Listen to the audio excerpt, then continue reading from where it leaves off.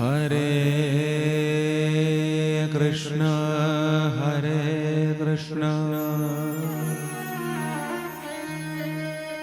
कृष्ण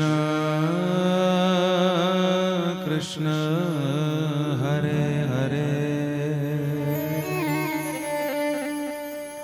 हरे राम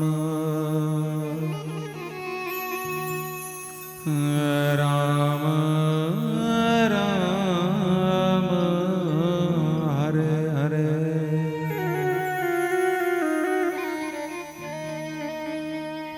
वागीशायस्य वदने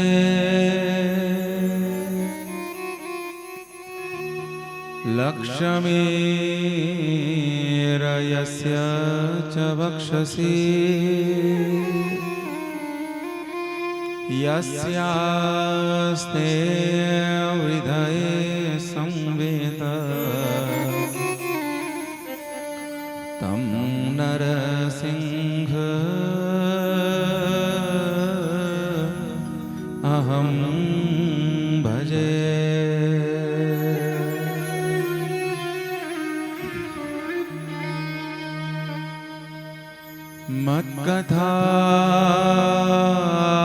मत्कथावाचकं नित्यं मत्कथा श्रवणे रतं मत्कथा प्रीतमनसं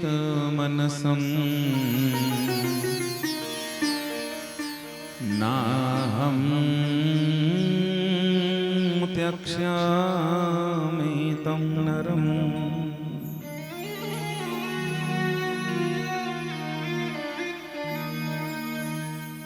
ध्येयं सदा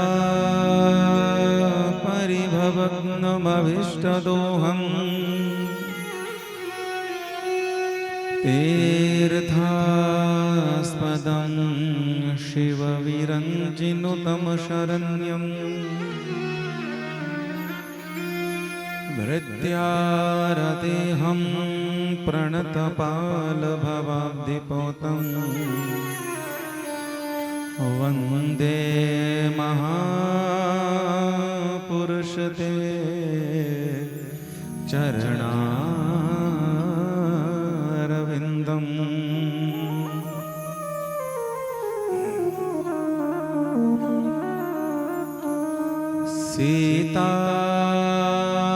सीतानाथ समारम्भा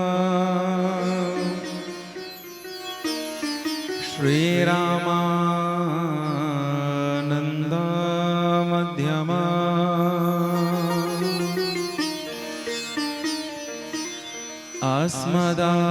अस्मदाचार्य पर्यन्ता वन्दे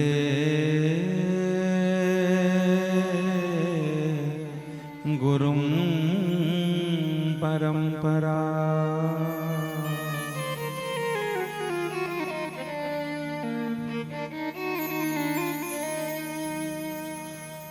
भवानी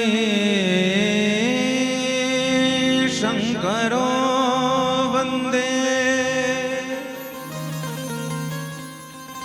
श्रद्धा विश्वासरूपिणो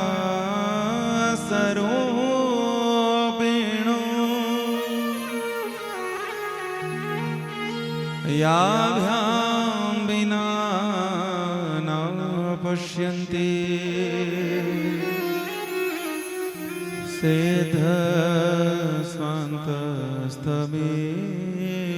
सिद्धस्वान्तस्तमीश्वरम्। या देवी सर्वभूतेषु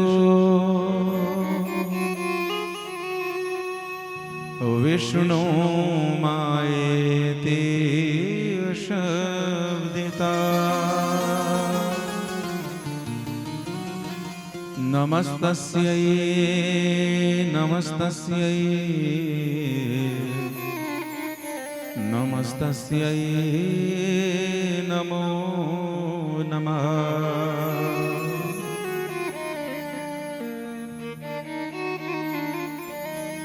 श्री राधे मेरी स्वामिनी और मैं राधे को दास, जन्म जन्म मोहे दीजिए श्री वृंदावन को वास।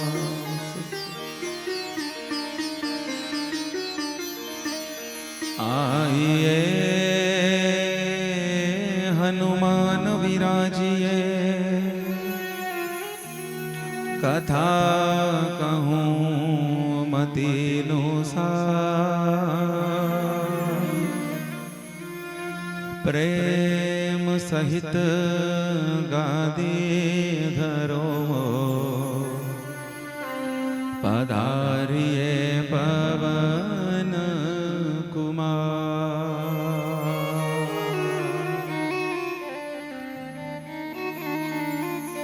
गुरुर् ब्रह्मा गुरुर्विष्णु गुरुर्देवो महेश्वर,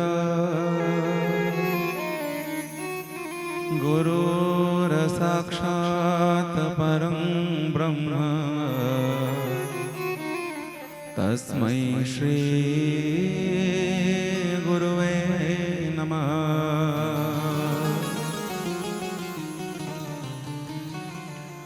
जो आए गुरु शरण में और बैठ करे अरदास, कहे टेऊ उस दास की पूर्ण करिए आस। मेरे दाता जी पूर्ण करिए आस। बोलिए सद्गुरुदेव भगवान की, माता पिता के चरणों की, श्रीमद्भागवत महापुराण की, नारदा शारदा मैया की, बाबा बालकनाथ की, बगलामुखी मैया की, राधा कृष्ण भगवान की, भूतनाथ भगवान की, माधव राय भगवान की, व्यास सरिता की, सिद्ध गणपति जी महाराज की, सिद्ध काली भद्रकाली महाकाली भीमा काली श्यामा काली मैया की जय। देवादिदेव श्री कमरू नाग महुनाग जी महाराज की, छोटी काशी की मांडव्य ऋषि की, नमः पार्वती पतये हर हर हर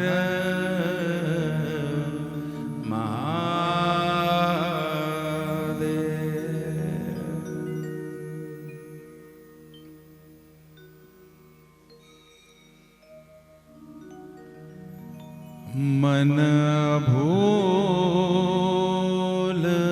मत जइयो,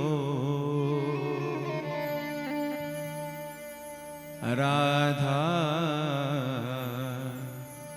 रानी के चरण।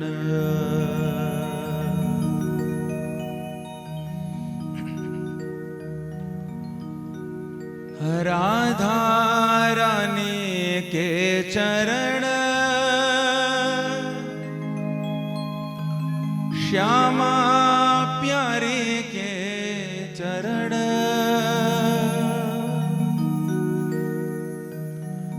राधा रानी के चरण, श्यामा प्यारे के चरण। मन भूल मत जइयो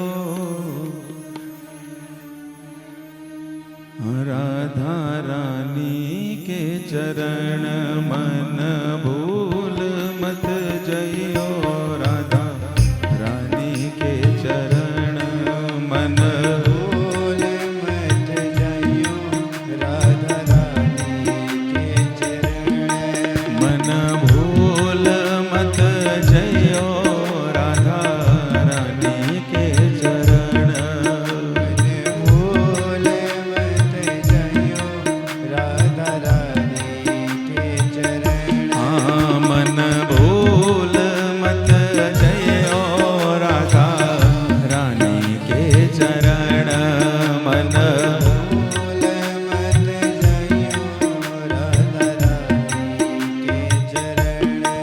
राधा रानी के चरण श्यामा प्यारी के चरण राधा रानी के चरण श्यामा राधा रानी के चरण श्यामा प्यारी के चरण राधा रानी के चरण श्यामा प्यारी के चरण मन भूल मत जइयो राधा रानी के चरण मन भूल मत जइयो राधा मन भूल मत जइयो राधा रानी के चरण मन भूल मत जइयो राधा रानी के चरण। आज कथा का विश्राम हो रहा है। यज्ञ की पूर्णाहुति हो गई है और भगवान की कृपा करुणा से जो संकल्प किया गया था हमारे आदरणीय भैया ललित मल्होत्रा जी, उनकी धर्मपत्नी ज्योति मल्होत्रा जी, उनकी बिटिया साक्षी और उनके दामाद जी के द्वारा यह पावन संकल्प भगवत कृपा से सफल हुआ है और बेटा बहू और सब बहनों के द्वारा बड़े आनंद से हर प्रकार से आपने सहयोग किया तो यह यज्ञ सफल हुआ है। जिनके निमित्त यह पावन यज्ञ किया गया है आदरणीय श्री शिवलाल मल्होत्रा जी और सरला मल्होत्रा जी और भी जो परिवार में दिवंगत आत्माएं हैं उन सब के लिए यह संकल्प था कि उनका सबका मंगल हो और बड़े ही पवित्र पक्ष में पितृ पक्ष में सब पितरों का आगमन होता ही है। तो ऐसे आए हुए पितरों के निमित्त इतना सुंदर और पवित्र और पावन यज्ञ यजमान के द्वारा किया गया, परिवार के द्वारा किया गया। मंगलमयी कथा के उपसंहार में विश्राम दिवस में एकत्रित होकर के भगवान के इस कथा की भोजन की प्रसाद की थाली में आज का तुलसी दल हमको अर्पण करना है। बिना तुलसी के हमारे ठाकुर जी कुछ भी ग्रहण नहीं करते। इसलिए भगवान की पावन कथा को गाते गाते कल भगवान का विवाह हमने श्रवण किया और पावन विवाह के प्रसंग में भगवान का जो प्रथम विवाह हुआ रुक्मिणी मैया जी के साथ उसको यथा समय यथा स्थिति यथा मति यथा भाग्य हमने आपने आपस में जो है उसको बांटा संवाद रूप में प्रसाद रूप में। भगवान के एक ही नहीं 16,108 विवाह हुए।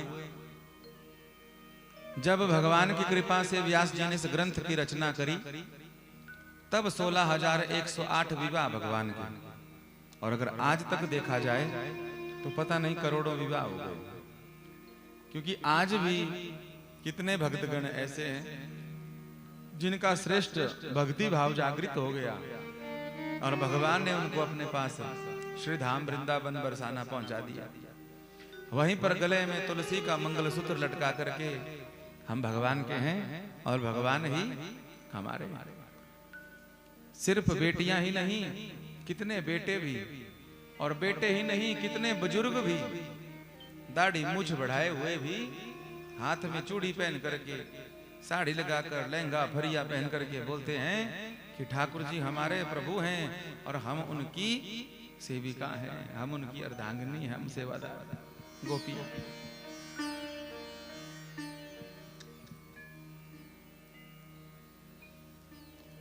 16,108 विवाह कुल मिलाकर के हुए। सब की अपनी अपनी कथा है। रुक्मणी जी की अपनी कथा है, सत्यभामा जी की अपनी कथा है, जिसमें सत्यजित का चरित्र आता है, प्रसेन का चरित्र आता है,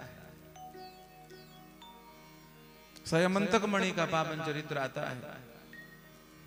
उसी चरित्र में फिर जामवंती जी का, जो जामवंती जी की पुत्री है, उनका चरित्र आता है, मित्र वृंदा का चरित्र आता है, नग्नजीति का चरित्र आता है, कालिंदी का चरित्र आता है, लक्ष्मणा का चरित्र आता है, भद्रा का चरित्र आता है।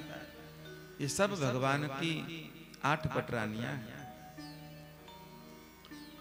और भौमासुर ने जिन 16,100 कन्याओं को अपहरण कर लिया था और कोई उनको छुड़ाने में समर्थ नहीं हो रहा था, इतना बलवान भौमासुर था, भगवान से उन सब ने प्रार्थना करी। भगवान अपने रथ पर आरूढ़ होकर के भौमासुर, जिसको नरकासुर भी कहा जाता है, उसके साथ युद्ध हुआ। भगवान ने उसका उद्धार किया और जितनी कन्याएं थी जो अपहरण की गई थी उनको मुक्त किया।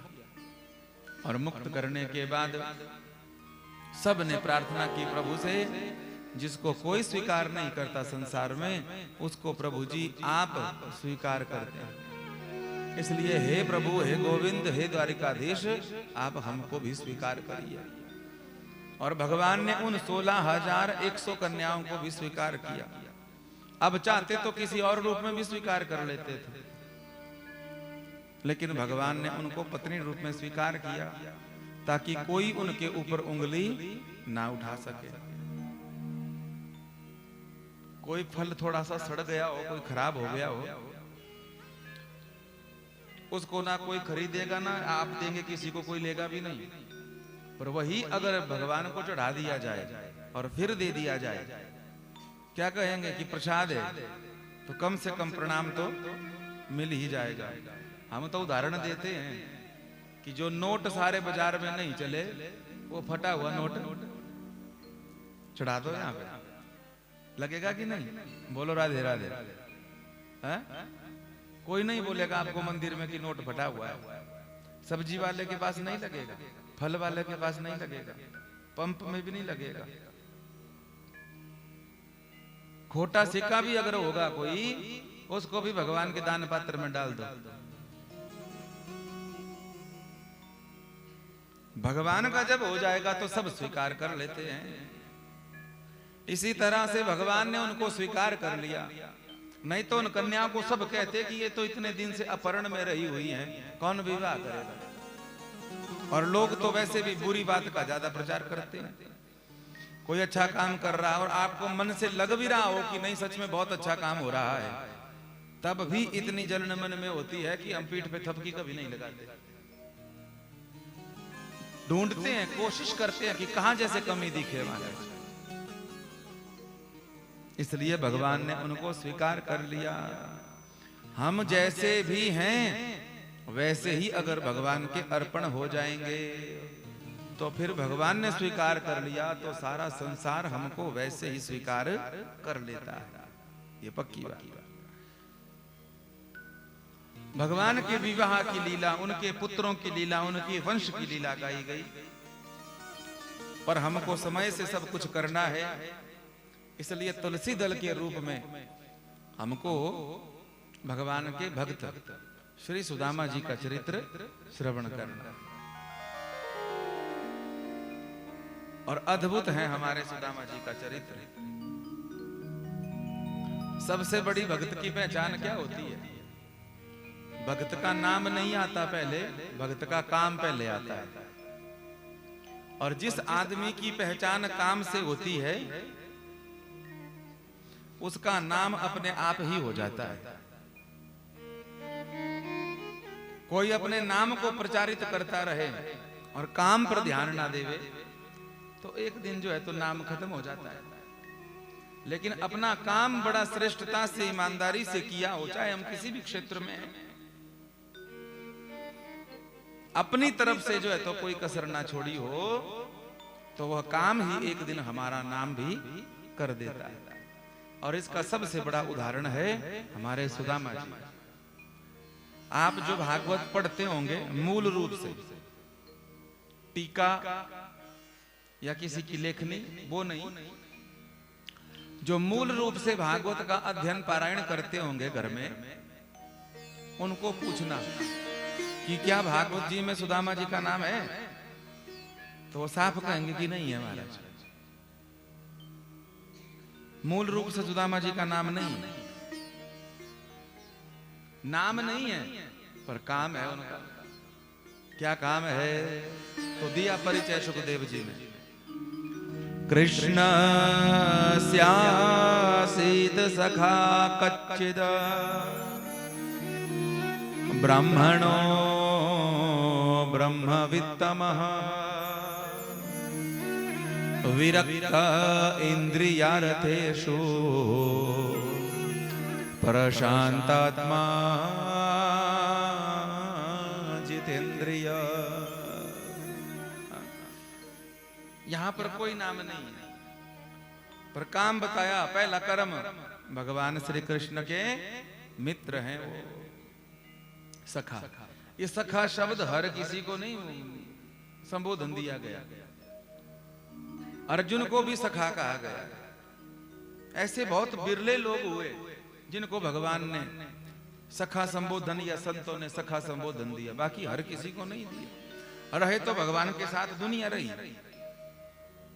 पर सखा शब्द सबको नहीं दिया। और दूसरी बात, सखा माने मित्र। मित्रता हमेशा बराबर वालों में होती है। आयु की बराबरी नहीं, सोच की बराबरी, विचारों की बराबरी जहां, स्वभाव की बराबरी जहां, वहां पर मित्रता टिकती है। जो मित्रता वस्तुओं के ऊपर आधारित होती है, वस्तुओं के ऊपर नीचे हो जाने से, कम ज्यादा हो जाने से वो मित्रता अक्सर कुछ दिनों में टूट जाती है। इसलिए वस्तुओं की मित्रता नहीं, स्वभाव की मित्रता होनी चाहिए, विचारों की मित्रता होनी चाहिए, सोच की मित्रता होनी चाहिए। सुदामा जी और भगवान कृष्ण में विचारों की महानता है।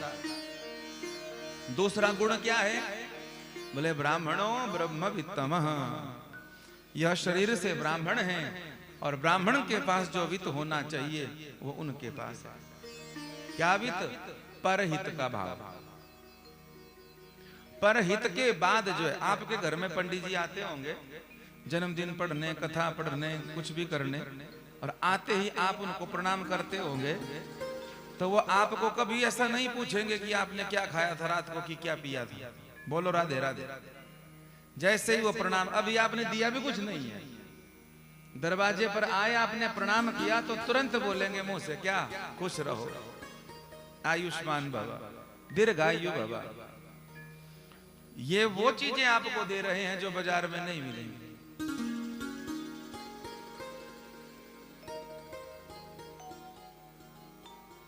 प्रसन्नता बांटते हैं।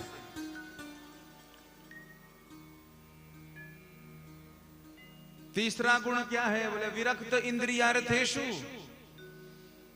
मन तो होता है सुदामा जी का भी, बढ़िया खाएं बढ़िया पिएं,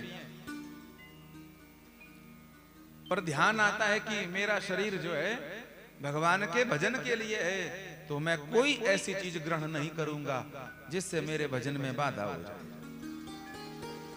इसलिए जो भगवान को शुद्ध पवित्र भाव से तुलसी दल लगा करके चढ़ जाता है या मिल जाता है भिक्षा में, उसी को भगवान का प्रसाद समझकर पा लेते हैं। और अगर नहीं मिले तो भगवान के चरण से स्पर्श करके जल को चरणामृत बना करके पी लेते हैं, जीवन गुजारा करते हैं। तीसरा गुण। चौथा गुण जो सबसे बड़ा, जो गुण भगवान में भी नहीं है वो गुण है भगत में। प्रशांत आत्मा जितेंद्रिय। सुदामा जी क्या है? प्रशांत। आपने भगवान जी का एक मंत्र सुना हुआ होगा, गाते भी होंगे आप। शांताकारं भुजगशयनं पद्मनाभं सुरेशम। भगवान क्या है? शांत हैं। अब शांत शब्द का उल्टा होता है अशांत। शांत का उल्टा शब्द अशांत। लेकिन सुदामा जी शांत नहीं, और जो शांत नहीं है वो अशांत भी नहीं होगा। तो सुदामा जी क्या हैं? बोले सुदामा जी प्रशांत हैं। क्या है? प्रशांत। अब करो प्रशांत का उल्टा, कुछ नहीं है। जैसे आनंद का उल्टा कुछ नहीं है, सुख का दुख है, खट्टे का मीठा है, अच्छे का बुरा है, ऊंच का नीच है, पर आनंद का भी उल्टा कुछ नहीं है और प्रशांत का भी उल्टा कुछ नहीं है। प्रशांत का मतलब होता है जिसमें बहुत सहन शक्ति हो, जिसमें बहुत ज्यादा गहराई हो। इसलिए हमारे यहाँ पर सागरों में भी एक सागर प्रशांत महासागर है, इससे गहरा कोई नहीं। इतनी गहराई है सुदामा जी में महाराज। अब इन चार, ये अनुष्टुप छंद में, तो इन चार चरणों में परिचय दिया सुदामा जी का, और एक जगह पर भी दारिद्र्य शब्द नहीं आया। दारिद्र्य कहते हैं निर्धन को, ना निर्धन शब्द आया ना दरिद्र शब्द आया। और हम यूं ही सुदामा जी को गरीब बोलते जा रहे हैं, हम यूं ही सुदामा जी को बेचारा बोलते जा रहे हैं, हम यूं ही सुदामा जी का। अभी कोई फटे कपड़े भीतर आ जाए तो हम तुरंत बोलेंगे अरे क्या सुदामा बना हुआ है तू भाई। 14 वर्ष हुई इस दास को कथा गाते गाते, मैं तब से कोशिश कर रहा हूं, और बहुत लोगों ने इस बात का समर्थन किया, स्वीकार किया कि सच में सुदामा जी निर्धन नहीं है। और जिन सुदामा जी की कथा हम शुरुआत कर रहे हैं वो सुदामा जी टीवी वाले सुदामा जी नहीं है, वो भागवत जी वाले सुदामा जी, टीवी वाले सुदामा जी नहीं। टीवी वाले सुदामा जी के बारे में हम कुछ नहीं बोल सकते, पर भागवत के सुदामा जी तो ऐसे हैं, अरे विचार करिए। जिन सुदामा जी का चरणामृत भगवान ले रहे हैं, जिन सुदामा जी को भगवान अपने हृदय से लगा रहे हैं, और जिन सुदामा जी के दिए हुए तंडुलों से, चावलों से अपनी स्वर्ण द्वारिका को दान करने के लिए तैयार हो गए, पृथ्वी को दान करने के लिए तैयार हो गए।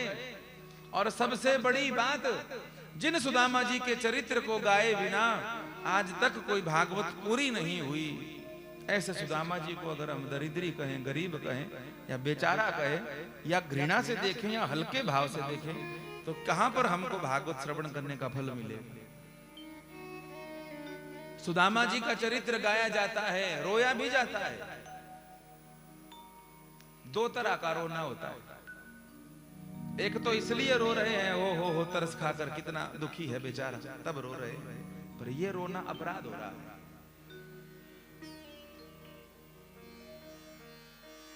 नेत्रों से अश्रुपात हो भगवान के निमित्त वो अच्छी बात है, पर भगवान के भक्तों के प्रति घृणा का भाव आए, बेचारा तरस वाला भाव आए, तो अपराध हो रहा है कहीं ना कहीं।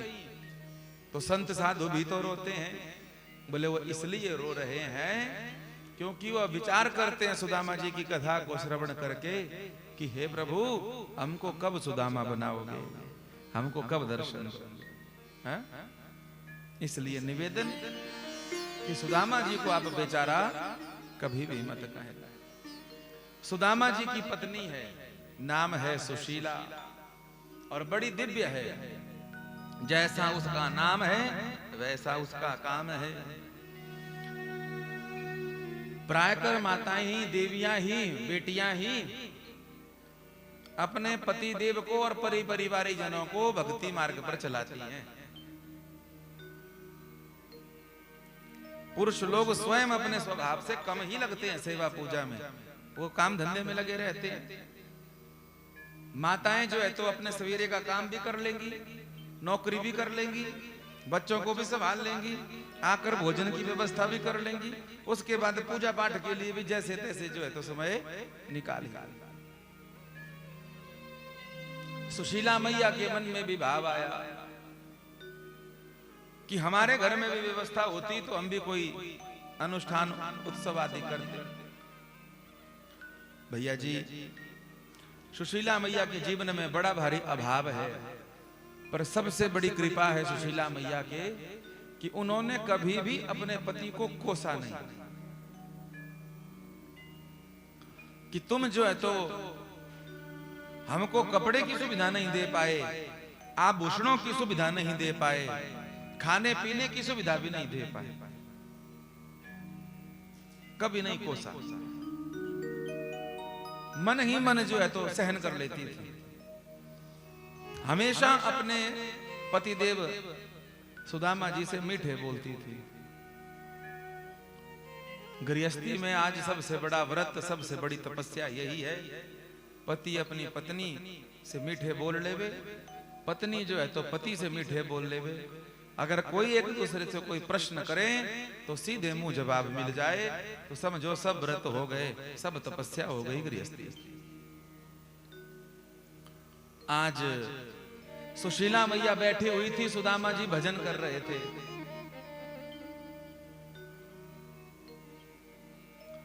समय तो थोड़ा कम है, लेकिन फिर भी एक बात कह ही देते हैं, आजकल हम इसको सुना रहे हैं तो सुदामा जी को पता लग जाएगा आपको कि सुदामा जी कैसे हैं।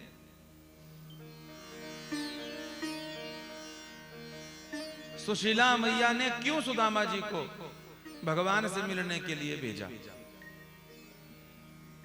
चावल भेजे, सुदामा जी को भेजा, ये सब बातें ठीक है, पर क्यों भेजा? और जिन जो सुदामा जी को कहते हैं कि ये निर्धन हैं, अभावग्रस्त हैं, गरीब हैं, उनके लिए ये बात सुनने वाली बड़ी अच्छी मुझे ये बात लगती है। भागवत जी में तो नहीं, पर बहुत श्रेष्ठ विद्वान है पूज्य पाद श्री राम कृपाल त्रिपाठी जी महाराज, बड़ी सुंदर बात सुनाते हैं। दिव्य अध्ययन है उनका शास्त्रों का। वो कहते हैं अगर आज भगवान कृष्ण के पास सोने की द्वारिका है तो उसका सबसे मूल कारण सुदामा ही है। सुदामा और कृष्ण भगवान इकट्ठे पढ़ते हैं उज्जैन में, महाकाल भगवान के चरणा क्षिप्रा के तट पर, संगम भी है वहां पर।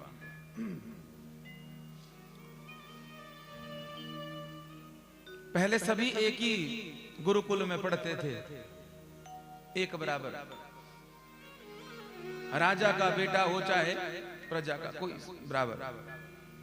सुदामा जी वहीं पढ़ते थे, भगवान कृष्ण भी पढ़ते थे। भगवान श्री कृष्ण प्रातः काल जग करके फल, समिधा, फूल आदि लेने के लिए, गुरु जी का कार्य करने के लिए वन की ओर निकल गए। दोपहर हो गई, गुरु माता को चिंता हुई। देखो, जितने भी संबंध होते हैं ना हमारे, खून से बड़ा भी एक संबंध होता है, और वह संबंध होता है धर्म का।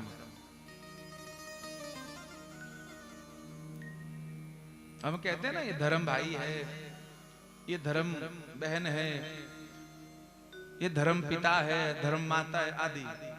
जिस रिश्ते में धर्म जुड़ जाता है उसको रक्त के रिश्ते से भी ज्यादा निभाना चाहिए। धर्म से बड़ा कोई रिश्ता नहीं हो सकता, कोई रिश्ता नहीं हो सकता।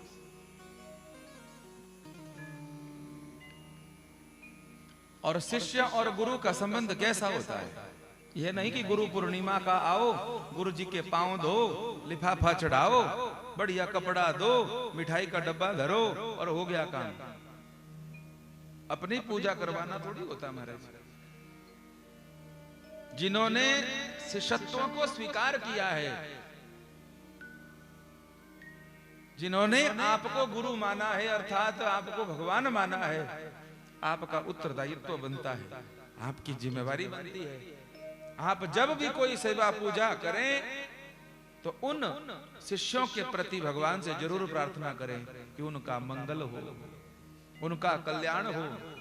शिष्य तो साल में एक बार करेंगे आपका दर्शन या ध्यान, लेकिन गुरु का काम यही है कि वो 365 दिन उनके लिए प्रार्थना करे। क्यों? क्योंकि शिष्य कौन होता है? एक गुरु के लिए शिष्य जो है उसका धर्मपुत्र होता है, धर्मपुत्री होती है। पक्की बात। दो तरह की संतानें होती है ना, एक तो माता पिता के योग से बनेगी जिसको बिंदु सृष्टि कहते हैं, और दूसरा जो है नाद सृष्टि, माने शब्द कान में डाला तो उस दिन संबंध बन गया।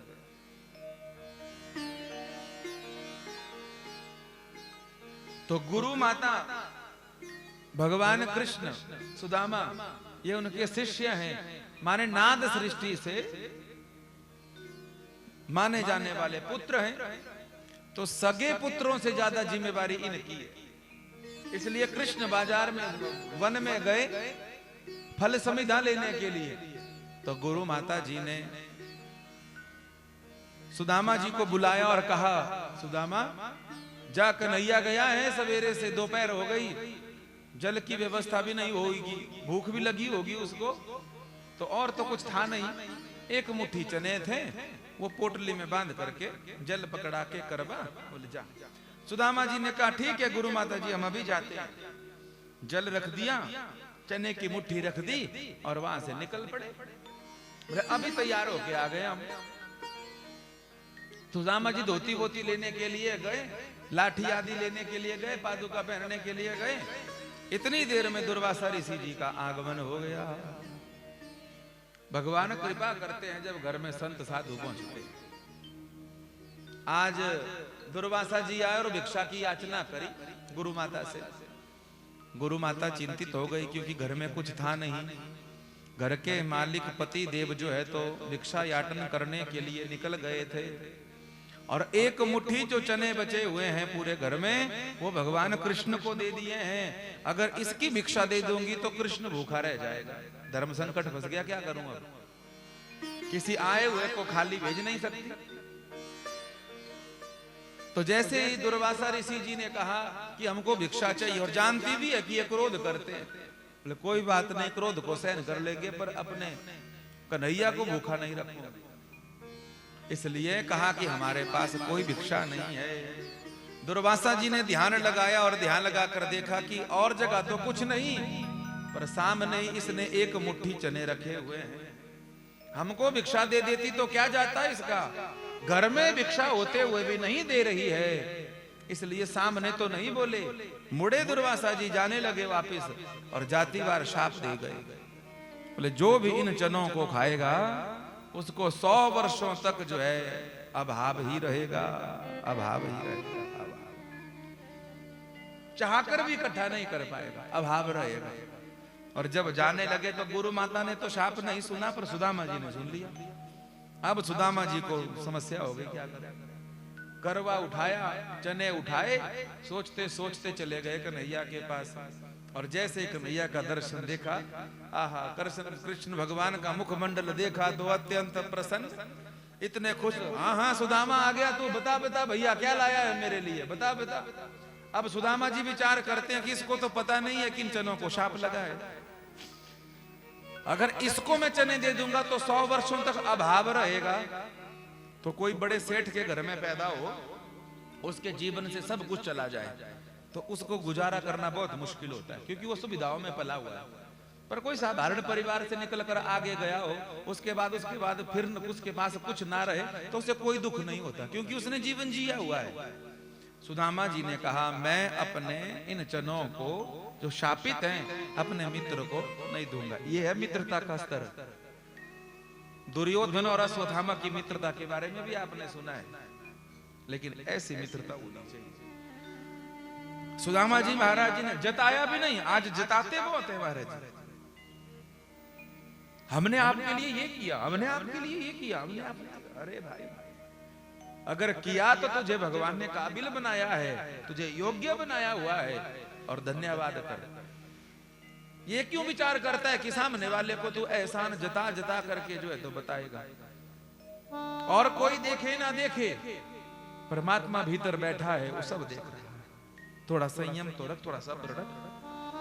सुदामा जी ने कहा कि अगर ये खा लेगा चने तो अभाव की जीवन नहीं जी पाएगा, इसलिए इसको बिना बताए मैं ही चने खा लेता हूं। मुझे तो पहले से ही आदत है, हम तो साधारण परिवार के हैं, और चने खा गए। प्रसिद्ध तो ये बात है कि ब्राह्मण ने खा लिए भगवान के हाथ के चने, चने नहीं खाए महाराज जी तो भगवान का शाप खा लिया, भगवान का शाप खा गए चने। समय बीता, भगवान को पता चल गया। सुदामा जी अपनी जगह, भगवान कृष्ण अपनी जगह। सुदामा जी का विवाह हो गया, सुशीला पत्नी हो गई, बच्चे हो गए। भगवान कृष्ण के 16,108 विवाह हो गए, खूब द्वारिका सोने की बन गई। भगवान श्री कृष्ण हाथ पर एक एक दिन गिनते हैं कब 100 वर्ष पूरे हो। 100 वर्ष हो गए महाराज जी अभाव के जीवन में। कुटिया में रहते हैं, भजन करते हैं, पर शिकायत कभी नहीं करी भगवान से। शिकायतें कम रखिए जीवन से, कम रखिए, खुश रहेंगे आप। सुदामा जी के 100 वर्ष पूरे हुए अभाव के। सुदामा जी तो कुछ याद भी नहीं है कितने वर्ष हुए, भजन करते आनंद करते, लेकिन भगवान को चिंता थी। भगवान जो है एक याचक का, मांगने वाले का रूप धारण करके सुदामा जी के द्वार पर पहुंचे। सुशीला से कहा, देवी हमको भिक्षा दो, पर घर पे था ही कुछ नहीं, क्या देती? तो मना तो नहीं किया, पर ये कहा क्या कि हमारे घर में कुछ ऐसा नहीं बोला। क्या कहा? बोले देखो प्रभु जी, आप याचक बनकर आए हो, हम भाग्यशाली हैं, हम जरूर कुछ ना कुछ आपको प्रदान करते, हम जरूर आपको कुछ ना कुछ देते हैं, किंतु हमारे घर में सूतक लगा हुआ है। क्या लगा हुआ है? सूतक, छू लगी हुई है हमारे, ये बोलते हैं। तो सूतक भी 4 वर्णों की व्यवस्था में अलग अलग भाव है।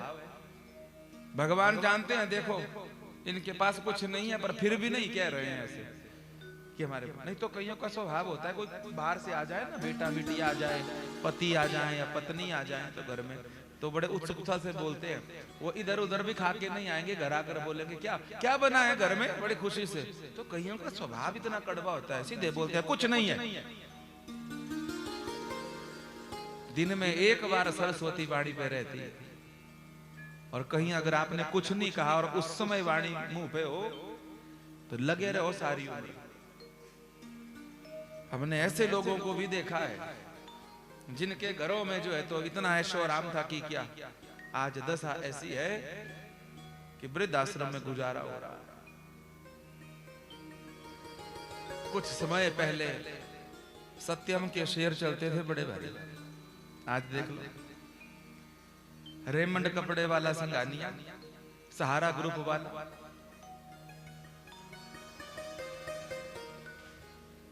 ये तो जितने हम जानते हैं उतने, बाकी पता नहीं कितने उदाहरण है ऐसे।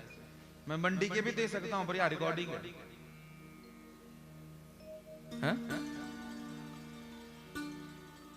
इसलिए कभी मत बोलो, हमेशा ये बोलो खूब आनंद है। अरे सामने वाला कोई दुख दूर करने थोड़ी आया हुआ है, वो तो यूं ही पूछेगा बाजार चलते चलते भी, क्यों भैया कैसे हो, तो कहोगे नहीं बुरे हाल है, तो कहेगा हे भगवान।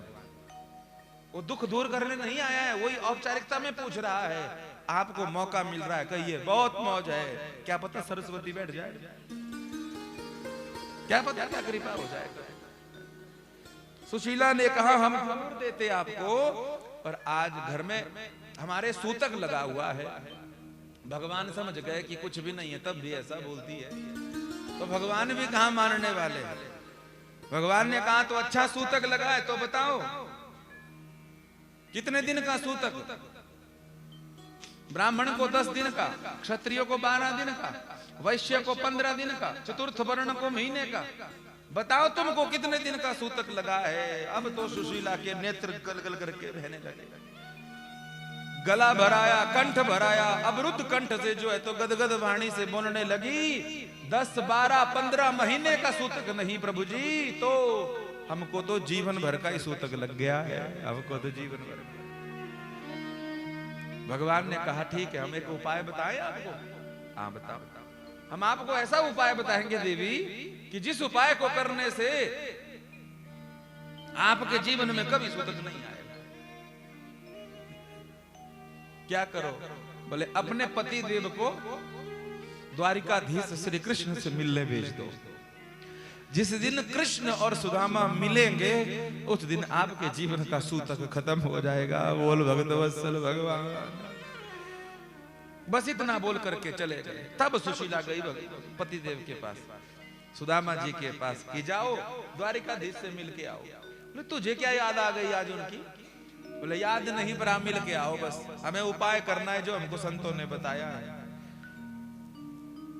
जो मार्ग श्रुति साधु बताए, जो मार्ग श्रुति साधु बताए, जो मार्ग श्रुति साधु बताए, जो मार्ग श्रुति साधु बताए, आते ही पथ चलत सबई सुख पाए, पथ चलत सबई सुख पाए, जो मार्ग श्रुति साधु बताए, जो मार्ग श्रुति साधु बताए, जो मार्ग श्रुति साधु बताए, जो मार्ग श्रुति साधु बताए, तेहि पथ चलत सबई सुख पाए, तेहि पथ चलत उपाय बताया गया सुदामा जी को। और सुदामा जी महाराज चल पड़े। अयम ही परमो लाभ उत्तम श्लोक दर्शन। सुशीला ने कहा है, मैंने बहुत बार ये बात कही है, गुरु शिष्य परंपरा हो, पति पत्नी हो, चाहे भाई भाई हो या मालिक नौकर ही क्यों ना हो, अगर नौकर सही बात कह रहा है तो उस नौकर के सामने झुक जाना और उसकी बात को स्वीकार कर लेना कोई बुरी बात नहीं है। उस नौकर के मन में आपके प्रति अच्छी ही भावना आएगी, वो नौकर ही रहेगा, आप मालिक ही रहेंगे। पर ऐसा बर्ताव जब आप करेंगे तो कहेंगे नहीं हमारे मालिक बहुत अच्छे हैं। पति पत्नी में कोई सोचे पति की बस मैं पति हूं तो मैं ठीक ही होऊंगा हमेशा, नहीं। पत्नी अगर सही बात कर रही है तो उसके आगे अगर झुकना भी पड़े गृहस्थी को चलाने के लिए तो कोई बुरी बात नहीं। मान सम्मान बढ़ेगा आपके झुकने से।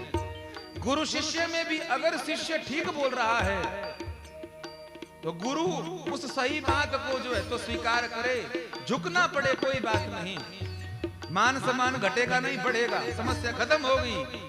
भाई भाई में भी अगर ये सोचे कि मैं बड़ा हूं तो मैं बड़ा ही रहूंगा, नहीं, झुकने से हम बड़े बनते हैं बाबा जी। अगर कोई छोटा भाई सही बात कह रहा है, ये राम और भरत का उदाहरण देखिए, कितना सुंदर। मान ली आज पत्नी की बात, अयम ही परम लाभ, मेरा लाभ नहीं होगा तो परम लाभ होगा। मेरी सुशीला पत्नी कह रही है भगवान से मिल के आओ द्वारिका। सुशीला को बोले जाति वर देने को है कुछ?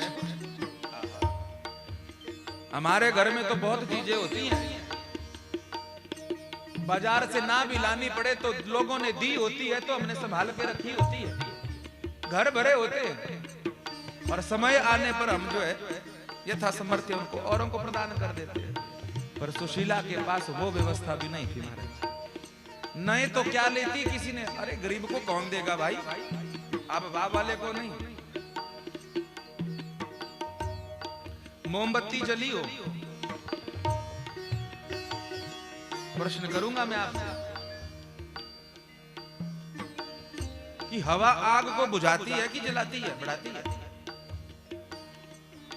बोलिए। हवा आग को बढ़ाती है कि बुझाती है? बढ़ाती है।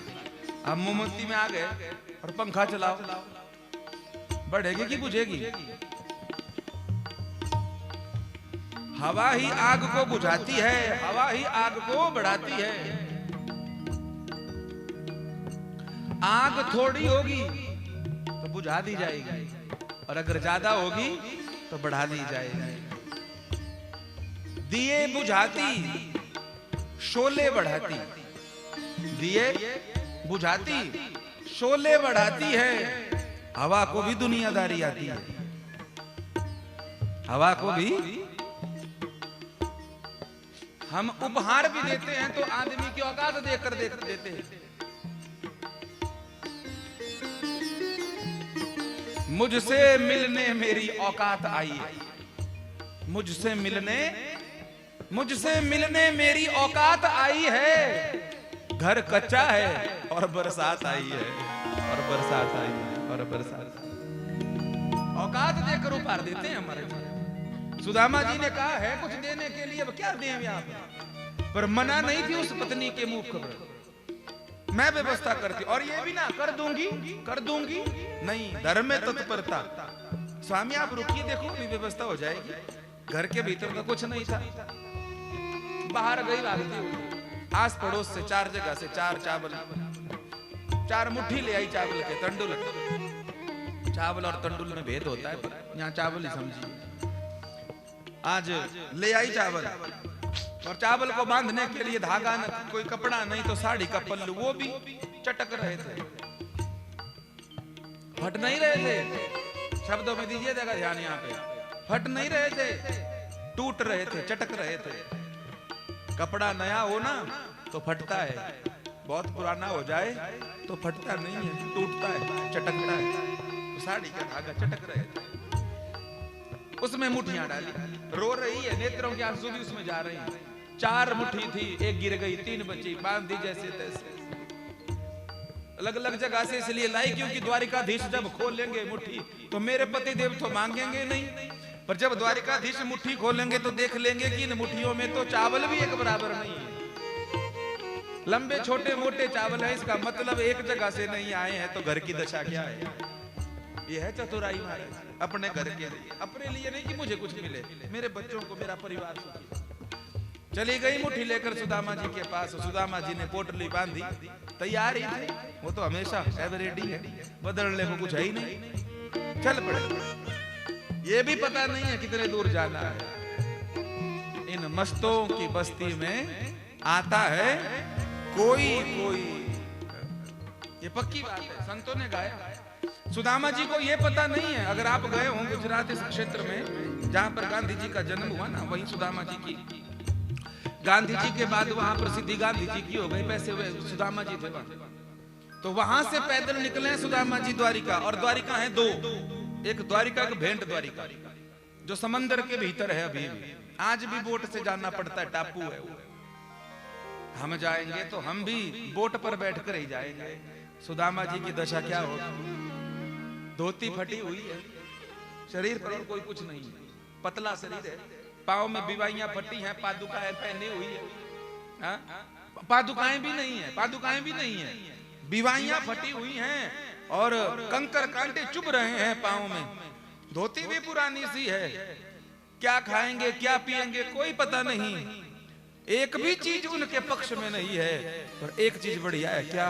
हृदय उनका बहुत बड़ा है। भगवान से मिलने जा रहा हूं तो खुश हो रहे हैं। जो जो समय आता है, जैसे जैसे स्मरण आता है बचपन का, बचपन की वो बातें जो साथ में खेले कूदे, वो याद आता है। और ये सुदामा जी को नहीं, जो आज बड़े बूढ़े हो गए हैं, उन बहुतों को ये चीज खलती है कि जब 10-20 वर्ष के थे तो खूब मौज होती थी, खूब घूमे रहते थे। आज एक ही जगह बैठे बैठे उम्र निकल गई है, वो दोस्त नहीं मिलता, वो परिवेश नहीं मिलता, वो आनंद नहीं मिलता। सोचता हूं दोस्तों पर मुकदमा कर दूं, सोचता हूं दोस्तों पर मुकदमा कर दूं, इस बहाने से महीने में एक बार तो मिलेंगे।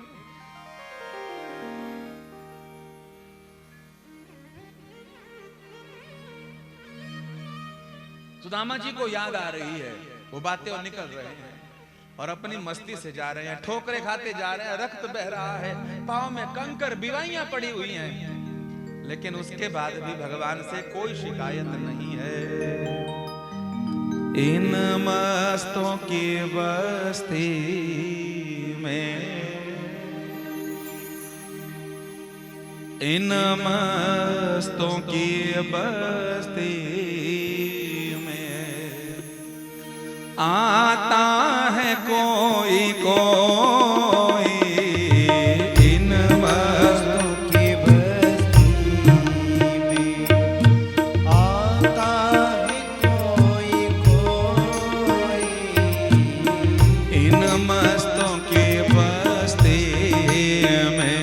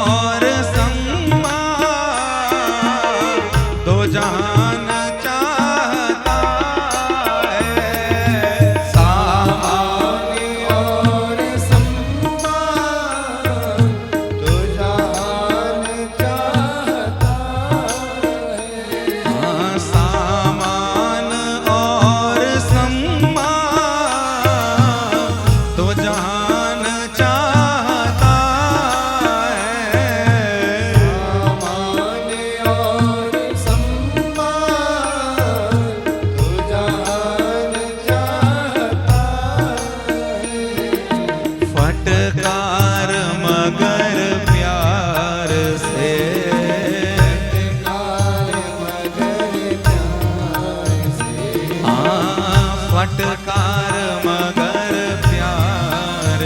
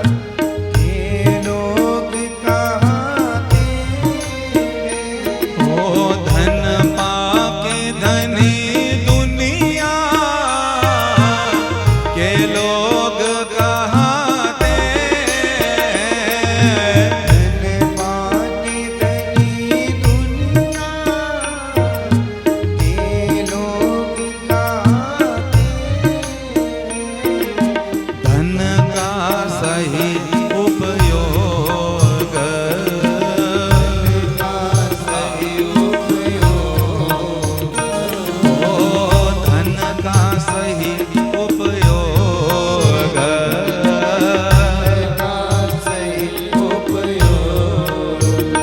ओ करता है कोई कोई धन का सही उपयोग, करता है कोई रोती है सारी दुनिया, रोती है सारी दुनिया, ओ रोती है सारी दुनिया, है सारी दुनिया, ओ गाता है कोई कोई, रोती है सारी दुनिया, गाता है कोई थोड़ी थोड़ी मीठी मीठी ताली।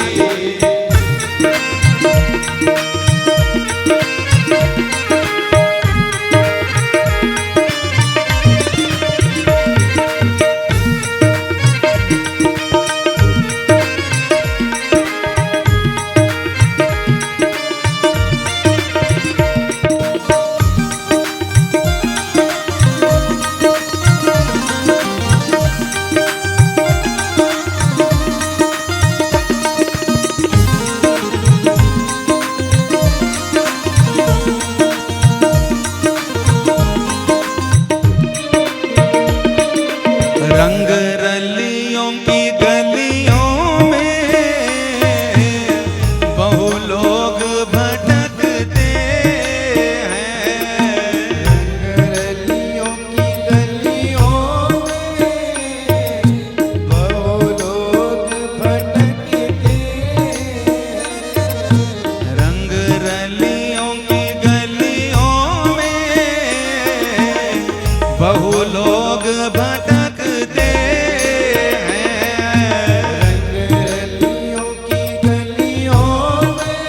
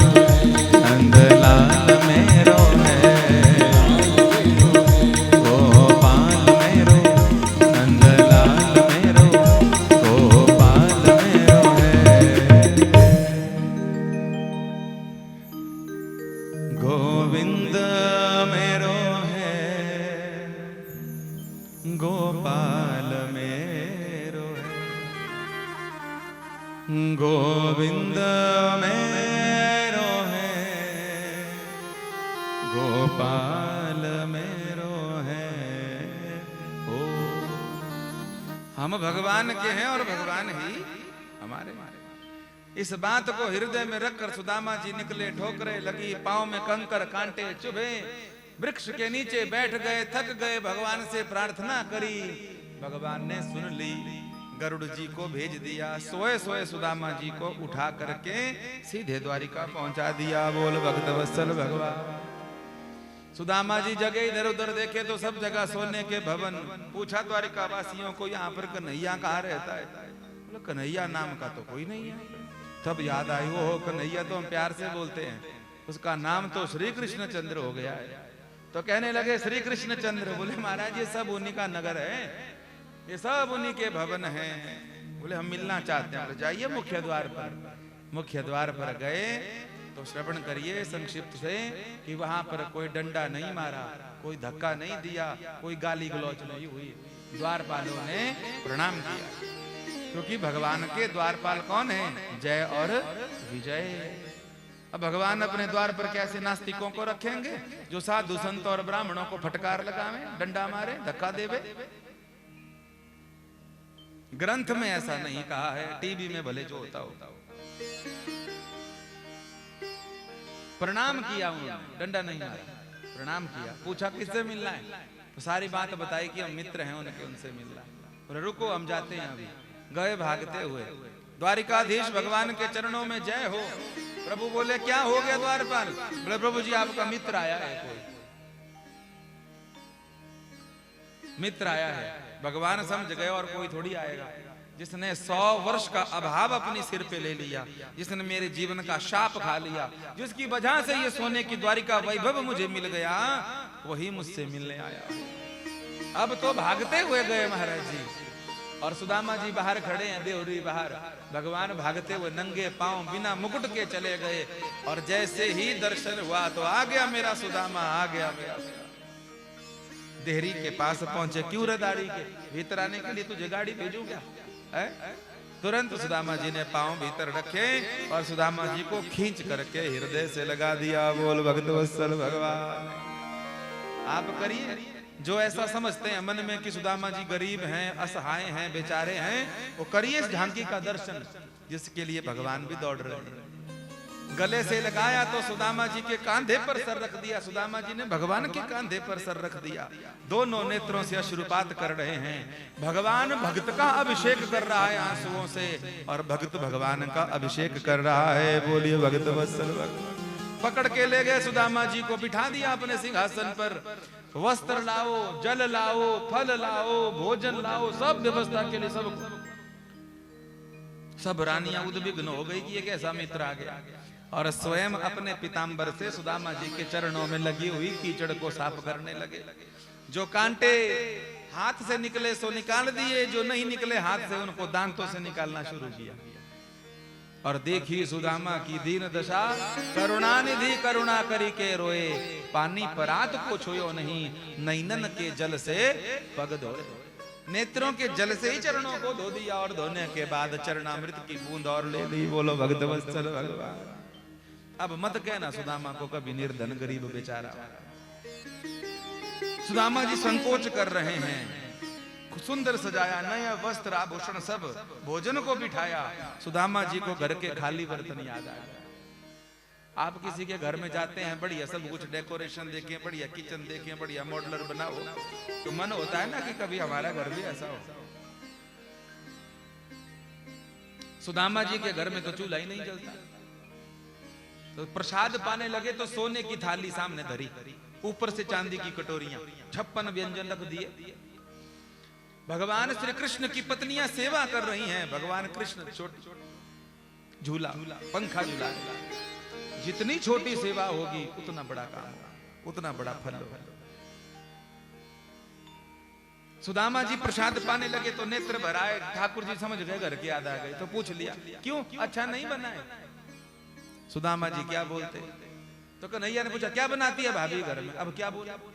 और सुदामा जी जानती है अगर मैं अपनी गरीबी यहाँ पर बताऊं कि मेरे पास ये नहीं वो नहीं, तो तरस खा के देगा, हमें नहीं चाहिए तरस का। मेरे भाग्य में जो मुझे मिल के रहेगा मैं क्यों मंगते बने। सुदामा जी सामने तो नहीं बोले, पर भीतर से कहा कि एक माह में द्विपाक द्वे एकादशी होए, पर मेरे घर गोपाल जू नित एकादशी। एकादशी के दिन वैष्णव लोग अन्न नहीं खाते। सुदामा जी कह रहे मेरे घर रोज एकादशी होती है। भगवान ने मन की बात सुनी, सामने नहीं जताया कुछ भी, मन से बोला होनी थी सो है गई, अब ना ऐसी हो, भाभी तेरे घर में अब नित द्वादशी हो। अब नहीं होगी एकादशी तो भले अब द्वादशी ही आएगी। द्वादशी में भंडारा होता है बढ़िया, इसलिए अब केवल द्वादशी। आशीर्वाद दे दिया। सुदामा जी प्रसाद पाए, सोने के लिए चले गए। ठाकुर जी पीछे पीछे दौड़े और चरण दबाने लग गए। ठाकुर जी ने कहा भाभी ने भेजा तो दिया नहीं कुछ, खाली हाथ भेज दिया तुझे। तब भाई अपनी पोटली की याद छुपाने लगे कि इतना बड़ा महल क्या दूं इसको भाई। लेकिन कन्हैया कहाँ छुपाने वाले, वो तो तुरंत जंघा दबाते दबाते हटे। क्या छुपा रहा है, क्या छुपा रहा है, तुरंत खींच लिया। खींच करके वो पोटली खोली और छोटे बच्चे की तरह पाने लग गए। ये नहीं देखा चावल है, ये नहीं देखा कि उनके गोले बन गए, ये भी नहीं देखा कि उसमें सुशीला के नेत्रों से बहे हुए आंसू हैं, हरे रंग हो गए, फफूंद लग गया, बदबू आ रही है, कुछ नहीं। भाव का भूखा हूं मैं, भाव ही बस। दुर्योधन के मेवों को नहीं खाया, सुदामा जी के दिए हुए प्रेम के चावल पाए। और 2 मुट्ठी में तो मानो पृथ्वी लोक का स्वर्ग लोक का दान ही कर दिया हो। तीसरी मुट्ठी में जब द्वारिका भी देने वाले थे तो रुक्मणी जी ने हाथ पकड़ करके कहा, बोले प्रसाद सिर्फ आपके लिए थोड़ी लाया हुआ है सुदामा जी ने, तो ये प्रसाद सब में बंटेगा। और आपको पता है ना आपकी कितनी पत्नियां हैं, कितनी? बोले 16,108 मात्र। और बच्चे कितने हैं? सबसे 11-11 मात्र।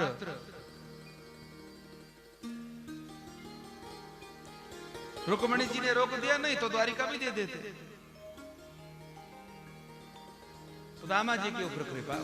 सुदामा जी ने कहा मेरे बारे में तूने सब जान लिया कन्हैया, अपने बारे में बता, कितनी पत्नियां हैं, शादी हुई कि नहीं हुई? तुरंत जो है तो ऊपर से चादर उड़ा दी, बोले सो जा, गुड नाइट। क्योंकि पत्नी वाला टॉपिक छिड़ेगा तो फिर मामला लंबा हो जाएगा, सवेरा हो जाएगा, तुझे सोना भी है, नहीं तो जागरण हो जाएगा। क्योंकि 1-2 पत्नियां थोड़ी थी, बहुत लंबी। इन्होंने तो भालू की बेटी से भी शादी कर ली। तो सबकी कहानियां अपनी अपनी। तो बोले सवेरे बताऊंगा, आशीर्वाद दिलाऊंगा। ठाकुर जी ने ऐसा कहा, सुदामा जी सो गए, सवेरे उठे, स्नान किया, ध्यान किया, वंदन किया और बढ़िया कन्हैया को बोले ठीक है तो कन्हैया चले। बोले रुक जा, सबको आशीर्वाद दे ले। अब सब आए आशीर्वाद लेने के लिए। अब पत्नियों की लाइन इतनी लगी थी कि महाराज भूतनाथ बाजार से चौटे तक निकल गई गाड़ी, आ गई, बहुत पीछे तक चली गई लाइन। अब सबको आशीर्वाद दिया, खूब आशीर्वाद दिया। आयुष्मान भव, दीर्घायु भव, सौभाग्यवती भव, पुत्रवती भव। पर 1-2 होती तो गाड़ी चलती। यहाँ पर 16,108 100-200 पत्नियों के बाद अब गाड़ी थोड़ी सी हिल गई। हाथ थक गए, ऊपर उठाए हुए, अब एक ही हाथ से चला काम। आयुष्मान भव, दीर्घायु भव। जब 500 निकल गई तो और ज्यादा हालत खराब हो गई। आखिर में तो ये दशा हो गई कि ना अब हाथ उठ रहा है, ना अब पूरा पूरा आशीर्वाद निकल रहा है, अब तो गर्दन भी नहीं हिल रही है। क्या बोल रहे हैं? बोले भव भव भव। जब लाइन लंबी देखी तो एकदम से क्रोध में जग कर बोले दारी के तू इधर आ कन्हैया, एक समय की रोटी खिलाई, मर गया आशीर्वाद दे दे के। कितनी शादी करी हुई है तूने? बोले अभी तो शुरुआत है। बोले शुरुआत तो हमारा जो है तो आज जो है तो ये तेरी शुरुआत है, हमारी जो है तो पूर्णाहुति हो जाएगी। चला जल्दी से भागते हुए, कर मुझे प्रणाम, लेट जा चरणों में। ठाकुर जी ने मना नहीं करी, लेट गए चरणों में दंडवत। और ऊपर से रख दिए सुदामा जी ने हाथ। आयुष्मान भव, दीर्घायु भव, पुत्रवान भव, सुखी भव, तू भी राजी रहे, तेरी लाड़िया भी राजी रहो। मारता था जो एक टाइम में रोटी खुआई के मारता था सुदामा। सुदामा जी ने कहा बस कर भाई, अब चलते हैं घर को। अब जाते जाते कुछ मिल जाए तो बढ़िया। हम भी जाते हैं ना किसी के घर को तो हम देखते रहते हैं कि लिफाफा आया कि नहीं आया। अब कोई दे ही नहीं लिफाफा तो हम सोफे पे हिलते रहते हैं। अच्छा देवे मल्होत्रा जी, अच्छा, ऐसा ही करते हैं ना। कई तो निकाल देते हैं, ये यजमान बढ़िया, एक दिन पहले लिफाफा दे दिया, लो पंडित जी जाओ। ऐसे जजमान को हम मिलते हैं। सुदामा जी ने भी कहा कि ठीक है कन्हैया चलते हैं, तो कन्हैया एकदम से हाँ ठीक है अगली बार जल्दी आना। तो विचार करने लगे ये देता कुछ भी नहीं है और बोलता है जल्दी आना। दूसरी बार फिर हिले वही सिंहासन पे, अच्छा तो चल ही पड़ते हैं। तो दूसरी बार भी कन्हैया ने कहा कि अगली बार अकेले मत आना सुदामा, तो परिवारी जनों को लाना। तीसरी बार सुदामा ने कहा बोले ये नहीं देंदा भैया, तो बोले चल घर हो भैया, उठे हो चली मंडियाड़ी ने रोको था क्या मैं जाना सुदामा जी उठे, ठीक है तो कन्हैया हम चलते हैं। और जब द्वार के पास पहुंचे तब भगवान श्री कृष्ण ने उनको बुलाया, बोले रुक जा कन्हैया, एक काम तो रह गया। अब सुदामा जी ने सोचा कि अब लिफाफा आया होगा, अब बढ़िया कोई ना कोई सोने चांदी की कटोरी हो जाए। और जब पीछे की ओर मुड़े तो ना लिफाफा था ना कोई सोना चांदी की कटोरी थी, तो क्या था, वो कल की पहनी हुई धोती थी। बोले सुदामा ये रुक्मणी ने धो ली है, बढ़िया प्रेस भी कर दी है, ये पकड़ तू, ये तेरी वाली जो है ना पहनी हुई, ये मेरी है, खोल इसको ला ला ला। सुदामा बोले राम राम राम राम भाई, ये तो बड़ा भारी सेठ आदमी था, इसने क्या कर दिया। कोई बात नहीं, अपनी धोती अपनी होती है। पुरानी धोती पहन करके जैसे प्रसन्न गए थे वैसे ही आए, पर जब घर आए तो दशा खराब हो गई। क्या, जहां पर अपनी घास फूस की कुटिया थी वहां पर आज जो है तो सोने का महल बन गया था। अब सुदामा जी के मन में ही कभी विचार नहीं है कि इतना बड़ा महल हमारा कहाँ होगा, कहाँ होगा। अपनी तो घास फूस की कुटिया थी, तो विचारने लगे क्या, बोले महाराज सुशीला ने भेजा कि जाओ भगवान के पास दर्शन करके आओ। दर्शन करने तो गए, पर आकर क्या देखते हैं, बोले उसने तो कुछ नहीं दिया, पर यहाँ पर जो थी थोड़ी बहुत 2-4 बिस्वा अपनी मलकीत, उस पे भी किसी ने कब्जा करके महल बना दिया। और अपने पास ऐसे इतने पैसे भी नहीं है कि कोई अपील करें, कोई दलील करें, कोई वकील करें, कुछ भी नहीं है। पर कहा कोई बात नहीं, जमीन गई सो गई, पर बोले पत्नी कहाँ है उसका तो पता करें, पूछे तो सही घर वालों को किसने कब्जा किया। तो पूछा, बाबा द्वारपाल थे वहां पे, उनसे पूछा भैया ये घर किसका है, बोले श्रीमान शर्मा जी का। कौन शर्मा जी, बोले सुदामा शर्मा जी, शर्मा निवास है। अच्छा वाह वाह वाह, सुदामा ने कहा अपना ही नाम। अच्छा तो मिलेंगे उनसे, मिलेंगे, बोले ना। क्यों, बोले अपने मित्र से गए हैं मिलने। किससे, यादव जी से। कौन यादव जी, श्री कृष्णचंद्र जी। अच्छा हम ही गए थे मिलने। तो घर में, बोले घर में उनकी पत्नी, क्या नाम है, बोले सुशीला शर्मा। सुदामा जी ने कहा सभी बातें मिलती है, पर महल तो हमारा है ना, एक बार मिल सकते हैं, दर्शन हो जाएंगे। बोले अभी बोलते हैं। द्वारपाल भीतर गए, सुशीला तो इंतजार ही कर रही थी। जिस सुशीला के शरीर की साड़ी के धागे चटक रहे होते थे, आज उसी सुशीला के शरीर पर बढ़िया जो है तो मेढ़ता का लहंगा था, बढ़िया जयपुरी घूंघट लगा करके आई है माता, और बढ़िया जो है तो नौलखा हार गले में डाल के, नाक में बढ़िया चंबा नथ डाल के आई, मकर कुंडल कान में डाल करके आई, छनमन करती हुई महाराज सोने की थाली में आरती लाई, और 1-2 सखियां पीछे जो है तो लहंगा उठाए हुए। ये ठाट बाट हो गए सुदामा जी की पत्नी के। घूंघट बड़ा था तो सुदामा जी को मुख ना दिखा। द्वार पर सुदामा जी का पूजन किया। सुदामा जी सोच रहे हैं, बोले मेरी जमीन लेके मेरी पूजा लाई करनी। पूजन हुआ, आरती हुई, सब हुआ। अब झुकी महाराज प्रणाम करने को। अब आभूषण इतने ज्यादा पहने हुए थे कि बड़ी छनमन हुई। तो सुदामा जी थोड़े इकट्ठे होके बोले, बोले रहने दो बहन जी, ऐसे ही आशीर्वाद है। अब सुदामा जी ने जब बहन जी बोल दिया तब घूंघट पीछे किया। बोले मैं बहन जी 4 बच्चों की माँ। ओ तब याद आई, अरे सुशीला वाह वाह भाई, ये ठाट बाट किसने कर दिए, किसने कृपा करी। बोले उसी ने कृपा करी जिसके पास आप मिलने गए थे। बोलिए द्वारिकाधीश भगवान की, मापति महादेव की। इसलिए भगवान जब देंगे ना तो बेहतरीन ही देंगे। हमारी तो सोच भी नहीं होती इतना देने के लिए वो तैयार है। और अगर नहीं मिल रहा है तो कहीं ना कहीं हमारी कमी। जो मिला है उसके लिए शुक्रिया करते रहिए, और जो नहीं मिला हुआ है उसके लिए प्रार्थना करिए, पर भगवान से निराशा मत करिए, बैर भाव न रखिए। सुदामा जी बाहर खड़े हैं वो महल देख करके। आज सोच रहे हैं कि मैं सोच रहा था कपड़े का टुकड़ा मिल जाता, कटोरी मिल जाती, पर उसने तो महल देख लिया। पर मैं तब भी अभागा का अभागा रह गया। क्यों, जिसने सब कुछ दिया उसका धन्यवाद भी नहीं कर पाया। उसका धन्यवाद भी नहीं कर पाया। ये भाव आया, अगर वो मेरे साथ होते तो दोनों साथ में गृह प्रवेश करते। और इतनी देर में भगवान वहीं पर पहुंच गए। अपने भक्तों के लिए तो वो तैयार है। रथ पर आए, सुदामा को पूछा, सुदामा ने दर्शन किए भगवान के, नेत्र भरे हुए थे। सुदामा जी को देखा तो तुरंत बोले कन्हैया क्यों सुदामा, अब बता कैसी रही, कैसी रही। सुदामा जी ने महल की बात नहीं करी। सुदामा जी ने उत्तर क्या दिया, बोले रही सो रही कन्हैया, बढ़िया रही। पर एक बात बोल, क्या? बोले तू रथ पर बैठ के आ गया, मुझे पैदल भेज दिया। अकेला आया था भाई, मुझे भी लिफ्ट दे देते, हमको पैदल पैदल। ये आखिरी बात है कथा की। हम तो सुदामा जी का चरित्र बहुत आनंद से गाते हैं, बड़ी मौज आती है इसको गाने में। कर देंगे आरती अब, पर आप श्रवण करिए। सुदामा जी ने ये जब कहा कि आप रथ पे आए, हमको पैदल भेज दिया, भगवान ने जवाब दिया, बोले हम राजा लोग हैं, बड़ा भारी छल कपट भीतर रहता है। दुनिया का जो है तो कर खा खा के जो है तो परिवार चलाते हैं। ये सब बातें कही, कहने लगे हमारा शरीर पापी हो गया, राग द्वेष दुनिया भर का, जीवन में पूजा पाठ नहीं है।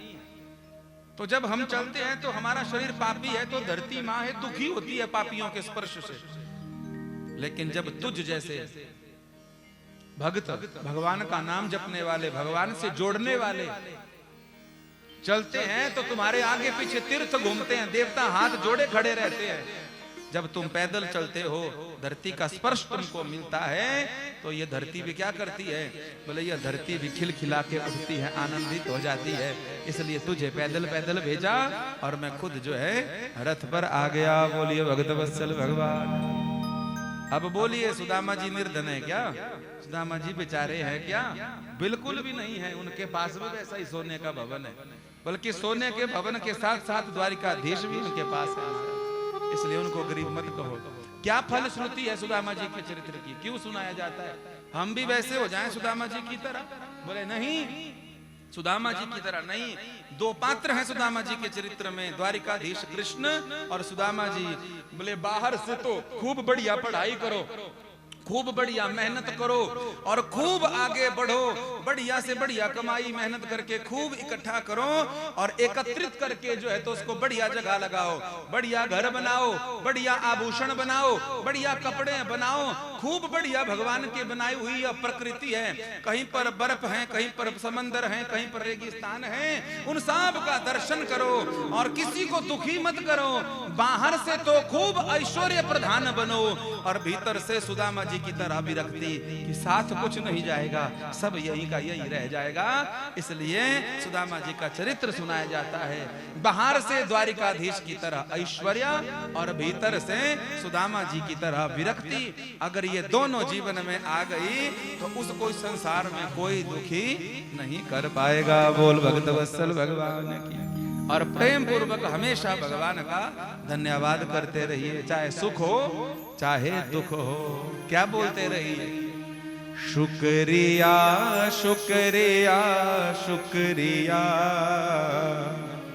तूने जीवन में सब कुछ दिया। शुक्रिया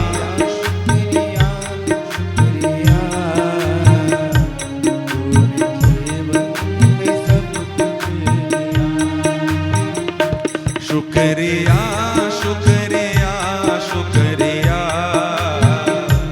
तूने जीवन में सब कुछ दिया। शुक्रिया शुक्रिया शुक्रिया, तूने जीवन में सब कुछ दिया। ओ मुरली वाले तेरा शुक्रिया, मुरली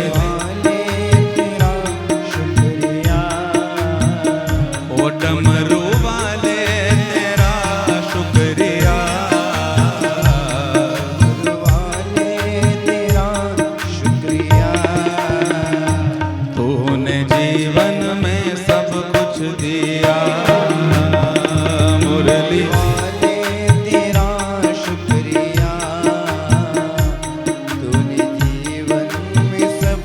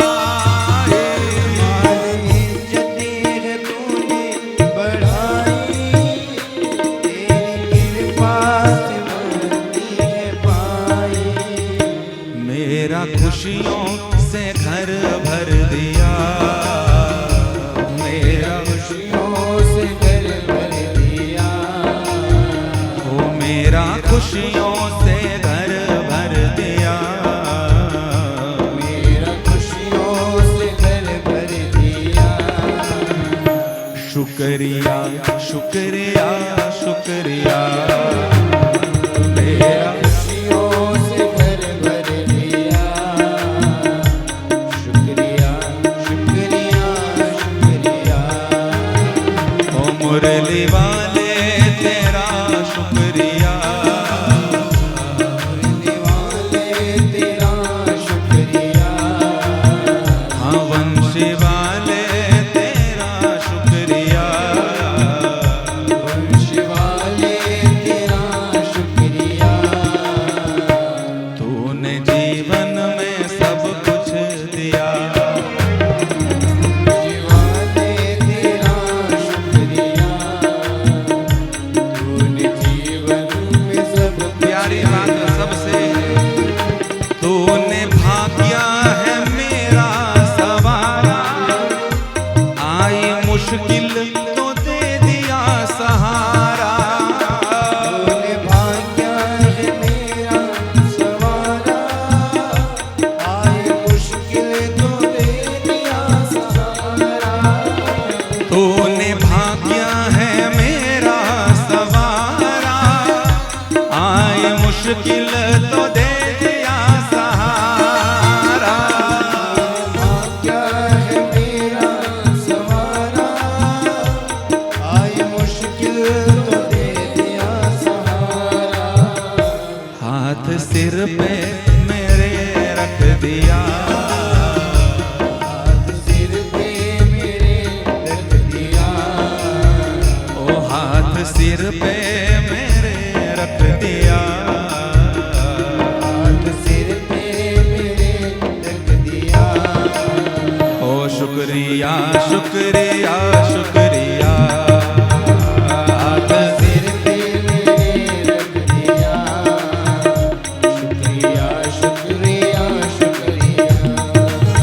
ओ हाथ सिर पे मेरे रख दिया, शुक्रिया शुक्रिया शुक्रिया, हाथ सिर पे मेरे रख दिया।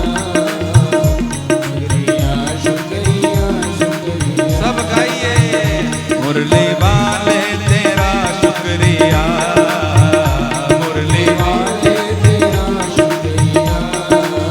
ओ वंशी वाले तेरा शुक्रिया, मुरली वाले तेरा शुक्रिया। हाँ तूने जीवन में सब कुछ दिया, वाले तेरा शुक्रिया। तूने जीवन में सब कुछ दिया। ओ तूने जीवन में सब कुछ दिया, ओ जीवन में सब कुछ दिया। हाँ तूने जीवन में सब कुछ दिया, ओ जीवन में सब कुछ दिया। हाँ तूने जीवन में सब कुछ दिया।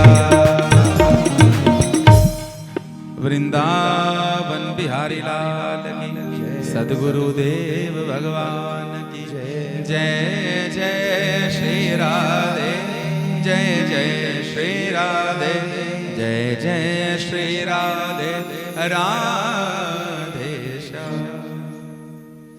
सबका मंगल किया।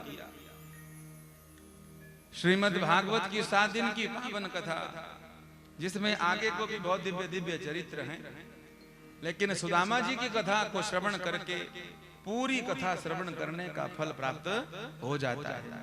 इसीलिए सुदामा जी का चरित्र सुनाया जाता है। किसी प्रकार से कोई न्यूनाधिक दोष हो भी तो उसका निवारण हो जाए, जिनके निमित्त ये कथा की जाए उनको पूर्ण फल की प्राप्ति हो। बस आखिरी बात, इसके बाद हम व्यासपीठ का पूजन और आरती करेंगे। परीक्षित महाराज जी को 7 दिन की कथा सुना करके सुखदेव मुनि जी ने पूछा कि तुमको कोई मरने का भय तो नहीं है? तो तुरंत परीक्षित महाराज जी बोले प्रभु जी, मरने का हम तो प्रसन्न है अत्यंत, अपने आप को भाग्यशाली समझ रहे हैं। प्रलोभन भी दिया गया कश्यप आदि मुनि जी से, बोले हम आपको अमृत पिला देते, कश्यप मुनि जी ने कहा हमारे पास ऐसे मंत्र हैं कि तक्षक नजदीक भी नहीं फटकेगा, नहीं मरना पड़ेगा आपको। परीक्षित जी ने कहा बोले नहीं, हमें ऐसा कुछ भी नहीं चाहिए, जो शाप लगाए वो लगे। क्यों? क्योंकि ऐसा योग दोबारा नहीं बनेगा, मरने के लिए भी योग ढूंढा गया। बोले ऐसा पता नहीं बाद में कैसे मरेंगे, कहाँ मरेंगे, लेकिन ये वाला बड़ा समय अच्छा है, कान में भगवान की कथा गई है, चित्त बिल्कुल शुद्ध पवित्र हो चुका है, गंगा जी का तट है, संत ऋषियों का जो है तो संग है। आप जैसे समर्थ सदगुरु की वाणी से भगवान के कथा गुणवान को हमने श्रवण किया है। बोले अब हम शरीर जो है तो छोड़ना चाहते हैं, हमें कोई नहीं जीना, अब आनंद है, प्रसन्न है, कोई भय नहीं है। और सबसे बड़ी कृपा क्या है, जीते जी बैठे हुए हैं गंगा के तट पर, संतों के मध्य में, गुरु के चरणों में भगवान की कथा श्रवण कर रहे हैं। और इस कथा के प्रभाव से, संत और गंगा के प्रभाव से ऐसी कृपा होगी कि अब शरीर छूटेगा तो सीधे भगवान की गोदी में जाकर सेवा में बैठ जाएंगे। बोल भगवत्सल भगवान की। इसलिए अब हमें कोई और जीने की इच्छा नहीं है। इतनी सुंदर सुखदेव जी ने कहा बड़ी कृपा है आपके ऊपर जो है तो भगवान का आशीर्वाद हो गया है।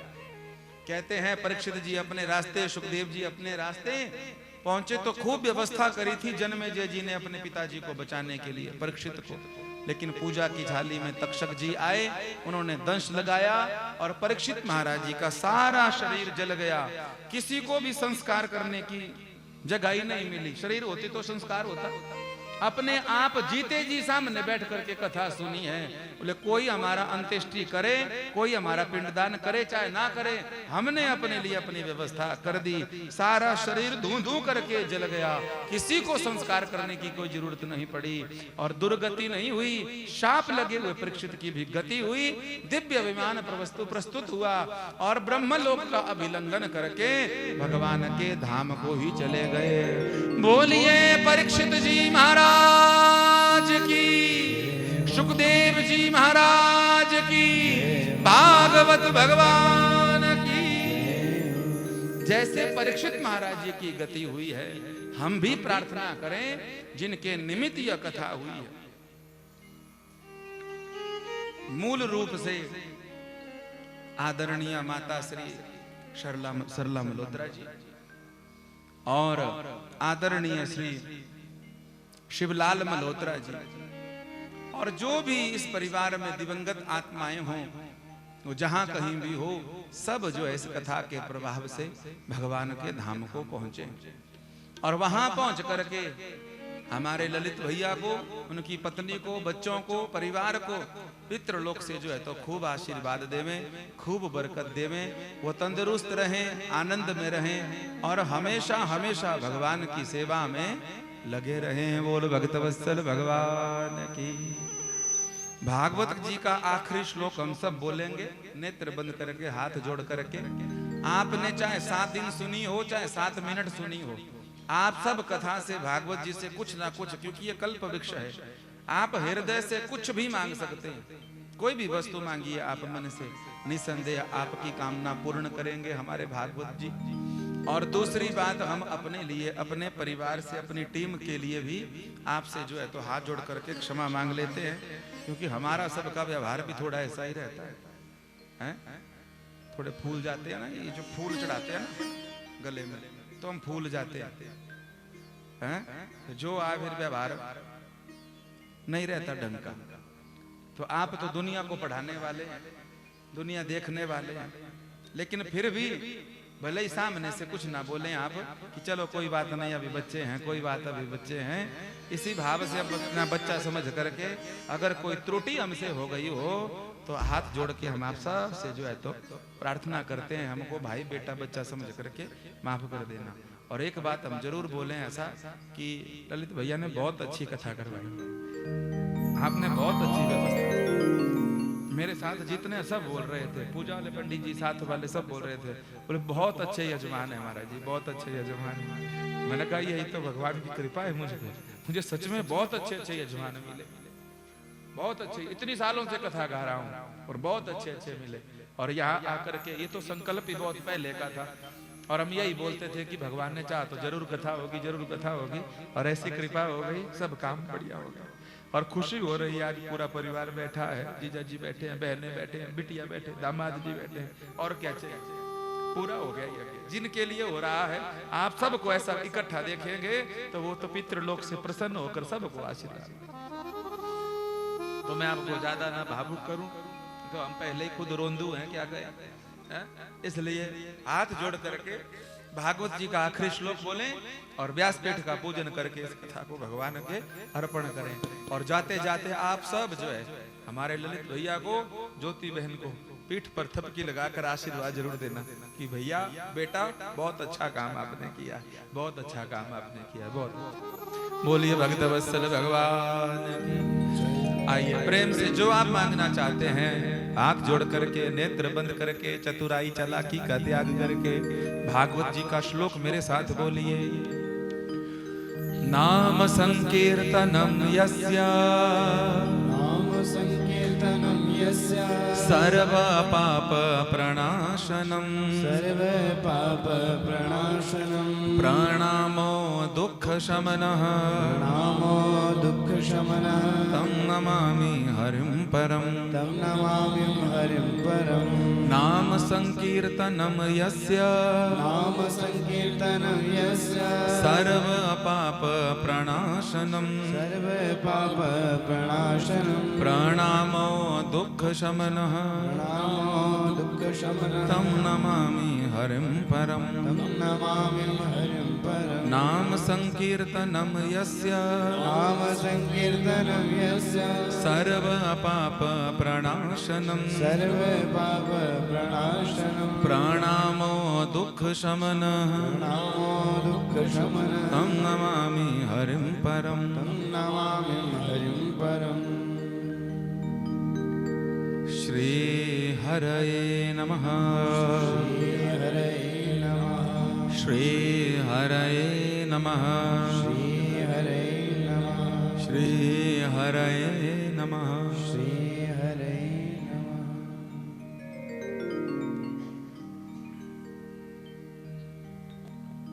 वृंदावन बिहारी लाल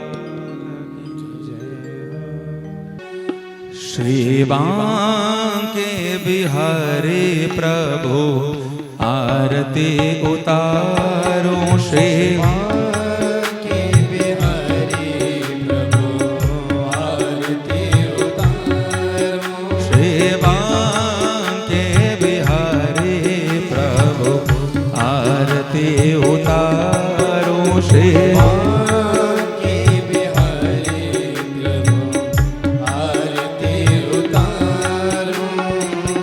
मोर मुकुट प्रभु शीश पे सो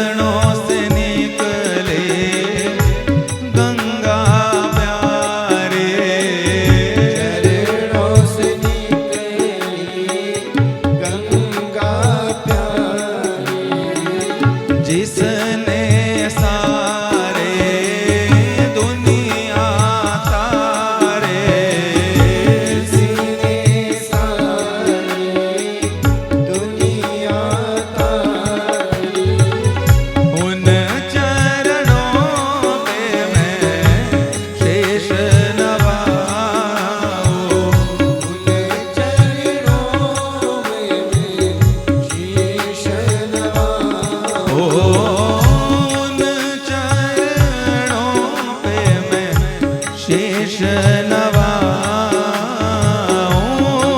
चरणों में मैं शीश नवाऊं। शिवांगे बिहारी प्रभु आरती उतारो, के बिहारी प्रभु आरती उतारो। व्यास दास के नाथ आप हो, व्यास दास के नाथ आप हो।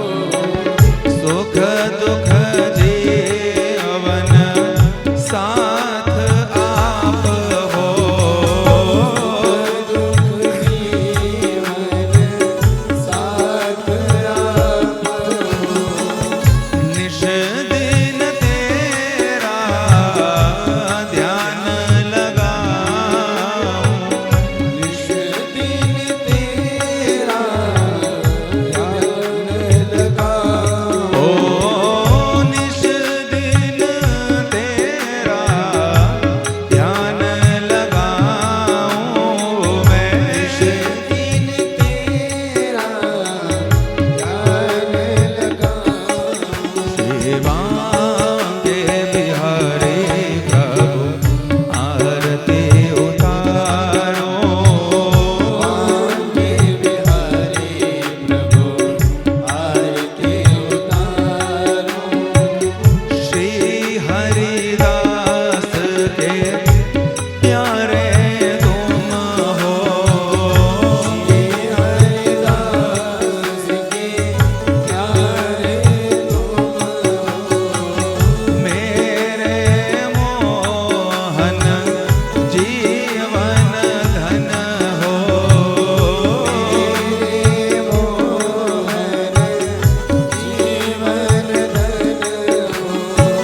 युगल छवि पे मैं बल बल जाऊं, युगल छवि पे मैं बल बल जाऊं। ओ युगल छवि पे मैं बल बल जाऊं, युगल छवि पे मैं बल बल जाऊं। शिवांगे बिहारी प्रभु आरती उतारो, के बिहारी प्रभु आरती उतारो। शिवांगे बिहारी प्रभु आरती उतारो। के बिहारी और जाते जाते आरती उतारो। दरबार तेरा है, ये संसार तेरा है, दरबार तेरा है, संसार तेरा है।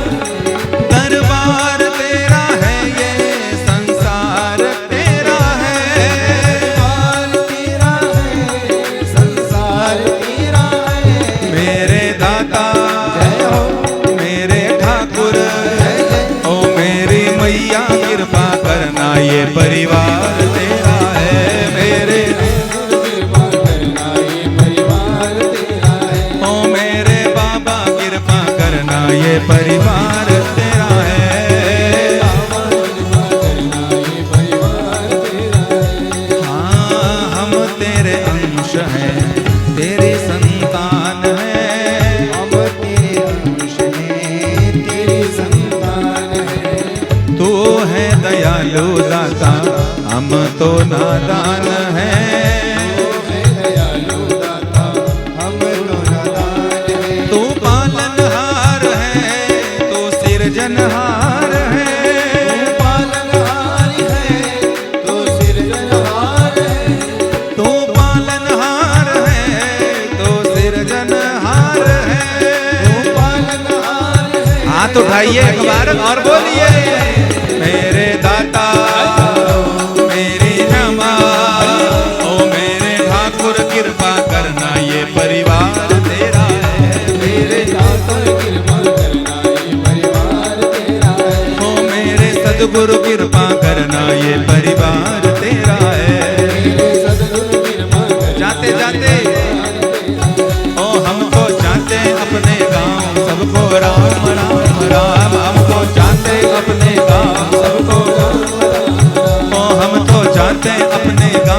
सबको राम राम राम। हम तो जाते अपने धाम सबको राम राम राम। ओ सबको राम राम राम, सबको राम राम राम। राम राम राम सबको राम राम राम। ओ सबको राम राम राम, सबको राम राम राम। हाथ उठा के